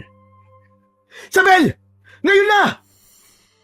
Nang marinig ito ng dalaga, ay kagad siyang tumayo. Tumakbo silang lahat, kasama ang mga kalalakihan. Agad yung pinigilan ni Segundo. Magsitigil kayo sa pagtakbo! Kapag nahuli namin kayo, mamamatay na kayong lahat! Wala na kami bubuhayin pa! Gawin niyo lang dapat, Sabel! Ako nang bahala dito! Sige na! Mas binilisan pa ng mga tao ang pagtakbo. May ilang pumigil sa kanilang mga aswang. May ilan na nasugatan pero walang huminto. Pupunta sila sa kakawyan kung saan nakatago ang mga sibat. Hindi nila pinansin ang pag-aalburuto ng pinunong aswang at ang paghabol sa kanila ng mga aswang. Lahat ay sabik, lumaban, para sa kanilang kalayaan. Walang yakan lalaki ka! Ang lakas ng loob mong gawin ito sa loob ng aking isla! Ang kapal ng mukha mong sabihin na sa'yo ang islang to! Sa amin to! Sa amin! At ipaglalaban namin ang aming tahanan! Laban sa inyo! Kahit na anong mangyari! Mga mahihina lang kayong nilalang! Wala kayong laban sa aming mga aswang! Talaga ba? Alam mo bang napasdan ko ng ilan sa pinakamalalakas mong mga tauhan? Masyado mong minamaliit kasi ang kaya kong gawin. Halika na rito! Maglaban na tayo! Para matapos na ang kwento mo! Mayabang ka! Kung ganun, tignan natin kung hanggang saan ang yabang mo. Lalo mong pinahamak ang mga taong nandito. Sige mga alagad! Patayin ang lahat ng naiwang mga bihag! Nanlaki ang mga mata ni Crisanto sa narinig. Hindi niya inaasahan ang ganun pa siya mula sa lider. Ginamit niya ang kanyang bilis para tulungan ang mga tao na sinasalakay ng mga aswang. Humalakhak ng malakas si Segundo, pero nagulat ito nang makita si Dolpo at ang ibang mga nayanggaw nila. Kinakalaban ng mga ito ang kapwa nila aswang. Dolpo, traidor ka! Matapos mong traidorin ang mga kababayan mo, kami naman ang tatraidorin mo ngayon! Kahit kailan, hindi ko tinalikuran ng mga taga-isla. Pumayag lang ako maging aswang para may lakas akong patayin ka. Ikaw ang pumatay sa mag-ina ko, kaya't papatayin din kita. Dolpo, wag! Hindi mo siya kayang labanan. Crisanto! Ako nga to. Iligtas mo mga kababayan natin. Ako na ang bahala sa matandang aswang na yan. Salamat! Salamat at buhay ka, Crisanto! Maya-maya pa ay dumating na sina Sabel at ang lahat ng mga kalalakian. May bitbit silang mga sibat. Subalit bago pa makalapit ang dalaga ay nakita niya ang isang aswang na sumugod mula sa likuran ni Dolpo. Dolpo! Sa likod mo! Sa pagsigaw ni Sabel ay napalingon sa likod si Dolpo. Nakita niya ang aswang na pasugod sa kanya. Mabilis siyang nakailag. Tinulungan naman ni Crisanto si Dolpo at tinaga ang aswang. Handang-handa na ang lahat na ipaglaban ang kanilang isla. Maging si Sabel ay handa na ring makipagpatayan. May pagtanggol lang ang mga walang kakayahang lumaban. Ang pinuno naman ng mga aswang ay halos magwala sa galit, lalo na nang makitang marami na ang mga namatay. Nakapanalig nitong aswang. Mga inutil! Nasaan na ang ibang mga alagad ko? Huwag ka nang maghanap! Inisa-isa ko na mga inaasahan mong alagad! Patay na silang lahat! Hindi maaari! Hindi maaari! Isuko mo na ang buhay mo para hindi ka na mahirapan! Papatayin kitang walang hiya ka! Sumugod ang pinunong aswang habang nakaumang ang mahahabang kuko nito. Nagpalit anyong halimaw ito, pero hindi nagpadaig si Crisanto. Kayang-kaya niyang sabayan ang galaw ng kanyang kalaban kahit gaano pa ito kabilis. Ang ibang mga aswang naman ay nagpalit anyong uwak at balak ng tumakas. Dumampot ng bato si Dolpo at ibinala sa tirador na palagi nitong dala. Tinirador nito ang mga uwak kaya bumabagsak ang mga ito sa lupa. Hindi ako papayag na ikaw lang ang sisira sa plano kong pagpaparami ng lahi. Papatayin kita! Hindi rin ako papayag na makapag-asika pa ng lagim sa islang ito at sa iba pang mga lugar. Katapusan mo na! Akmang itatarak na sana ni Crisanto ang itak sa dibdib ni Segundo, pero nakapagpalit ito sa anyong uwak at lumipad para tumakas. Tumatakas na ang duwag na pinuno! Tumatakas na siya! Bumalik ka dito! Duwag na aswang! Walang nagawa si Crisanto. Maya-maya pa ay napatingin ito sa kanyang kaibigan. Dolpo! Ang tirador mo! Iagis mo sa akin! Dali!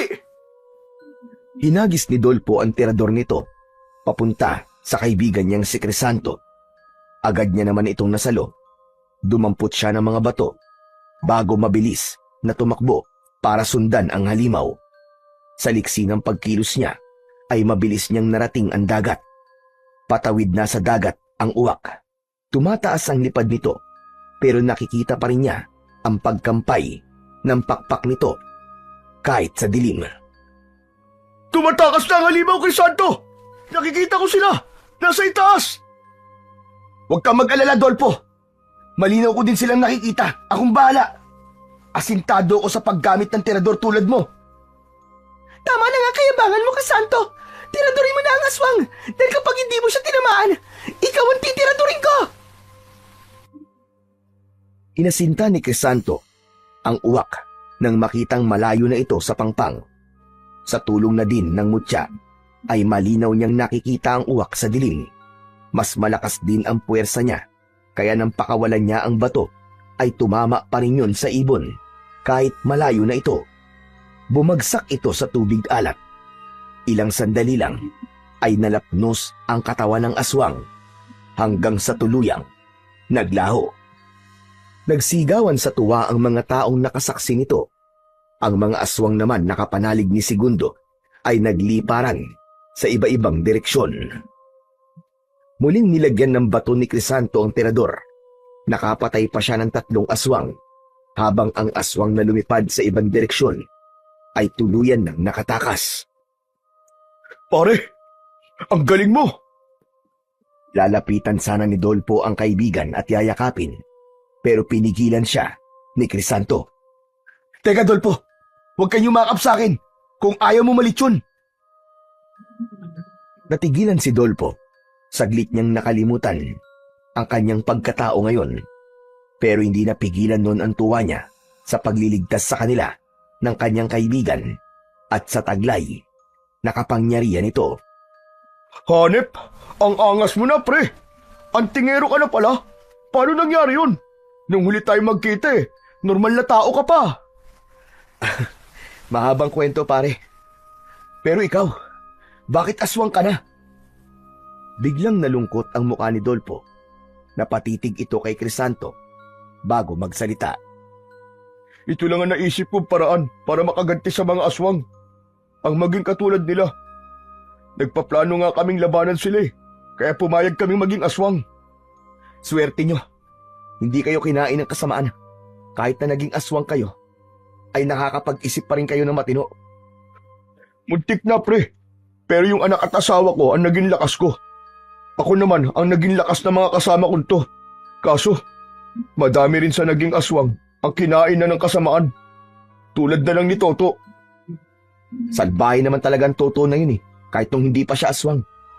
Kaya siguro kayo hindi kinain ng kasamaan. Kasi, mabuti ang puso nyo. Teka nga, so plano lang pala ang lahat. Kunwaring umanib ka sa mga aswang, pero balak mong kalabanin sila, Dolpo. Bakit di mo sinabi sa akin ang plano mo? Sinabi ko sa Bel, sarado lang ang utak mo makinig. Masyado ka kasing judgmental Kahit sino namang makalam ng ginawa nyo, iisa lang ang iisipin, no? Siyempre, pagkakamalan talaga kayong mga traidor. Tama na yan. Hayaan mo na, Sabel. Ang importante, hindi ka naging aswang at ligtas na din ang isla. Sa bagay, pero teka nga uli. Ikaw, saan mo nakuha ang mutya mo? Paano ka naging antingero? Pinahiram to sa akin ng isang Serena. Pati ang kaalaman niya, pinahiram lang din niya sa akin. Ano? Sirena? Bakit ka naman pahihiramin ng ganyan? Dahil mababait sila at may tunay na malasakit sila sa mga tao dito sa isla natin. Ganun ba? Akala ng lahat ay masasama sila Hindi sila masasama. Mga mabubuti silang nilalang. Basta't hindi lang natin sila sasaktan o sisirain ng dagat. Ngayon tapos na ang problema natin sa mga aswang. Isusoli mo na ba yan, ha? Oo, hindi ko pwedeng angkinin ng bagay na to dahil hindi naman to sa akin Kailangan ko magpasalamat sa kanya dahil sa pagpapahiram nito sa akin at sa paggabay niya sa akin sa pakikipaglaban. Pare, wag mo nang isoli yan. Ha? Bakit? Bago mo isoli, Patayin mo muna ako. Ano ka mo? Nababaliw ka na ba, Dolfo? Kaya nga naman, bakit pa naman sinasabi yan, Dolfo? Aswang na ako ngayon eh. Hindi na normal ang buhay ko. Ngayon patay na si Segundo at nabuwag na ang kulto nila. Gusto ko nang makasama ang mag-ina ko. Sira ulo ka ba? Hindi ka pwedeng mamatay. Mabubuhay ka ng normal dahil hahanap ako ng paraan para mawala ang sumpang yan sa katawan nyo. Hindi. Ano pa ang silbi na mabuhay kung wala naman ang mag-ina ko? Gusto ko na silang makasama, Crisanto. Gusto ko na silang makasama. Tingin mo matutuwa sila? Kapag namatay ka ngayon, umayos ka nga, Dolfo. Maging matatag ka para sa mag-ina mo. Ituloy mo ang buhay mo dahil alam kong yun din ang gustong mangyari ni Dina. Ewan ko, pare. Namatayan din ako, Dolfo. Nawalan din ako ng tatay. Pero hindi ko iniisip na mamatay na lang. Lumaban ka. Pero, Huwag ka na nga muna mag-isip ng kung ano-ano. Damhin natin ang kalayaan sa kamay ng mga aswang na yun. Akong bahala sa'yo, Tol. Bumalik na sila sa mga kabayan. Labis na natuwa ang lahat nang malamang patay na ang pinuno ng mga aswang. Samantala, may ilang natakot sa grupo ni Dolfo pero ipinaliwanag ni Crisanto sa lahat na hindi sila sasaktan ng mga dating taga-isla na naging aswang.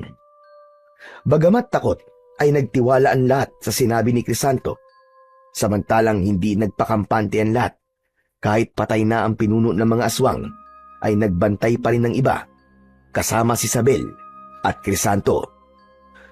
Sabel, magpahinga ka na. Alam kong pagod ka rin. Ipaubaya mo na ang pagbabantay sa mga kalalakihan. Ayos lang. Hindi rin naman ako makatulog eh. Salamat nga pala ha. Dahil binalikan mo kami kay Santo. Wala yon. Hindi rin naman kakayanin ng konsensya kong pabayaan kayo dito eh. Talagang umalis lang ako para makahanap ng tulong. Mabuti na lang dahil nahanap ko ang Serena. Patawad, Crisanto ha. Dahil napag-isipan pa kita ng masama. Alam mo, kung nakikita tayo ni Itay at Aling Wana, tsak na matutuwa ang mga yon. Kasi ito ang unang beses na nag-usap tayo na hindi nag-aaway. Sigurado yun. Gustong-gusto pa naman nilang tayo ang magkatuluyan. Pero maiba ko. Ibabalik mo labang mo siyang pinahiram sa'yo ng Serena? Makikiusap ako sa kanya na wag na. Gusto ko pang isaayos ang lahat dito sa isla. Tumango si Sabel. Marami pa silang napagkwentuang dalawa hanggang sa hindi na nila namalayan ang pagsapit ng umaga. Aalis na muna ako, Sabel ha. Kakausapin ko lang ang Serena. Sige, mag-iingat ka. Lumusong na siya sa dagat. Hinayaan niya ang sarili na tangayin ng mga alon. Pumikit siya habang nasa ibabaw ng tubig. Maya-maya pa ay may narinig na siyang tinig. Nakita niya ang sarili sa lugar kung saan niya unang nakita ang mahiwagang Serena. Magiliw siyang tinanggap ng Serena. Kaibigan, ayos lang ba sa'yong humiling pa ako ng isa pang tulong? Anong kahilingan? Sabihin mo lang, Crisanto. At kung kaya ko, ay ibibigay ko sa'yo. Gusto ko sanang hiramin muna ang mutya hanggang sa maayos ko ang isla. May mga nayanggaw kasi ang mga aswang, kaya gusto kong hanapan ng lunas. Hindi na kailangan maganap ng lunas. Ang mutya namin ay maaasahan din sa panggagamot. Pwede mo yung gamitin at siguradong gagaling sila. Pero pagkatapos nun, ay isauli mo na sa akin dahil mahalaga sa amin ang mutya na yan. Muli ko yung ipagkakatiwala sa'yo. Salamat talaga ng marami sa'yo, kaibigan Serena. Pero may kapalit na ang hiling mo na ito, Crisanto. Ano? Anong kapalit? Sinagot ito ng Serena. Bahagyang naguluhan si Crisanto, pero maya-maya pa ay pumayag na rin. Handa siyang magsakripisyo, alang-alang sa kanyang mga kasamaan. Samantala, ibinahagi na sa kanya ng Serena kung paano niya magagamit ang mutya sa panggagamot. Magagamit mo ang mutya ng Serena. Ibabad mo to sa tubig ng isang buong magdamag. Dasalan mo bago ipainom sa kanila. Ganun lang pala kadali ang lahat. Salamat talaga. Salamat sa tulong mo, kaibigan Serena. Pagbalik niya sa kubo, ay ginawa kagad niya ang bilin ng Serena. Ibinabad niya ang mutya sa tubig at pagkatapos ay hinayaan muna niya para mababad ng matagal. Dumating naman si Isabel na may dalang mainit na sinigang na isda. Dinalang kita ng pagkain. Alam ko kasi na hindi ka nakapagluto. Hoy, walang gayuma yan ha. Nako, kahit may gayuma pa to, kakainin ko to. Oo nga pala, nasa si Dolfo? Nandun sa bahay niya nagmumukmok. Ano bang ginagawa mo rito? Gumagawa ako ng gamot para mabalik na sa dati ang mga nayanggaw. Kailangan ko ng tulong mo, Sabel. Oo naman, maaasahan mo ako dyan. Huwag mo rin sanang pababayaan si Dolfo Gabayan mo siya. Kasi baka totohanin niya ang kagustuhan niyang mamatay. At kapag okay na ang lahat, huwag mong pababayaan ang mga tao dito sa isla. Teka, sandali nga. Bakit parang nagbibiling ka? Aalis ka ba sa isla? Hindi ko nasabi sa'yo. May kapalit kasi ang tulong ng Serena sa atin Anong kapalit? Kailangan kong tumira kasama nila habang buhay. Ano? Totoo ba yan? Malungkot na tumango si Crisanto. Napuno naman ng luha ang mga mata ni Isabel bago yumakap sa kanya. Hindi na rin niya napigilang umiyak bago tumugon sa yakap ng babae. Alam mo ba kung bakit lagi akong galit sa'yo, ha? Hindi mo kasi ako pinapansin. Tapos kapag napansin mo naman ako, tinatrato mo ako parang si Dolfo. Hindi mo ako tinatratong babae. Kahit naman ganito ako, babae pa rin ako. Sorry na, Isabel. Akala ko kasi one of the boys ki. Manhid ka lang kasi. Kahit si Inay at si Mang Tiborcio, ramdam na may gusto ko sa'yo. Talaga? May gusto ka sa akin? Sinabi ko na, diba? Hindi ko na uulitin yun. Pasensya ka na, Isabel Pero, ibaling mo na lang sa iba ang nararamdaman mo. Alam ko naman na hindi ako ang tipo mo Kaya sige lang. Ano ba yan? Sige na nga, kumain ka na. Baka lumabig yun sa baw Bukas babalik ako dito para tumulong sa panggagamot. Kanina pa nakaalis ang babae, pero nakatulala pa rin si Crisanto. Alam niya sa sarili na may damdamin din siya kay Isabel, pero hindi niya na dapat sabihin dahil aalis na siya. Kinabukasan ay nanggamot na sila ni Isabel. Dinadasalan niya ang mga tubig at ito naman ang nagpapainom sa mga nayanggaw. Matapos makainom ay nagsuka ang mga ito hanggang sa lumabas ang napakalapot at nangingitim na laway. Naging matagumpay naman ang gamutan nila. Nakabalik na sa normal na pamumuhay ang mga taga-isla. Nang maisaayos ni Crisanto ang isla, ay tsaka naman niya hinarap ang obligasyon niya sa Serena. Kailangan niyang tuparin ang ipinangako niya dito, kapalit ang tulong na ibinigay nito. Nang gabing yon ay naglakad si Crisanto papunta sa dagat.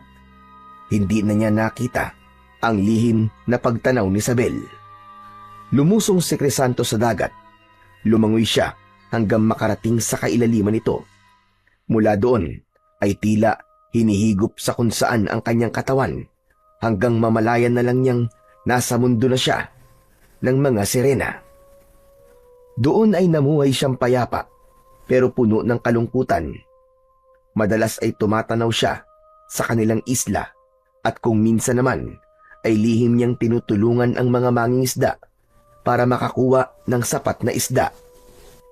Crisanto, ramdam ko ang kalungkutan mo at ang laging pagtanaw sa babaeng nakatayo sa pampang. Siya si Isabel. Siguro'y umaasa siyang makikita ko sa dagat. Pero huwag kang mag-alala. Tutuparin ko ang pangakong manatili dito sa tabi mo. Nakita ko na ang kabutihan ng puso mo, Crisanto. Alam ko din, nanda kang panindigan ng bawat pangakong binibitiwan mo. Pero hindi ko kayang makita na nandito ka lang dahil tumatanaw ka ng utang na loob. Patawad kung yan ang naipaparamdam ko sa'yo.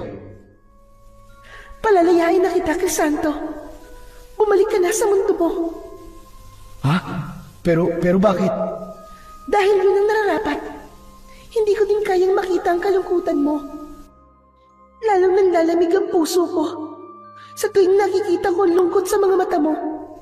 Pero bago ka umalis, kailangan kong bawiin ang mutya, pati na ang mga kaalamang binigay ko sa'yo.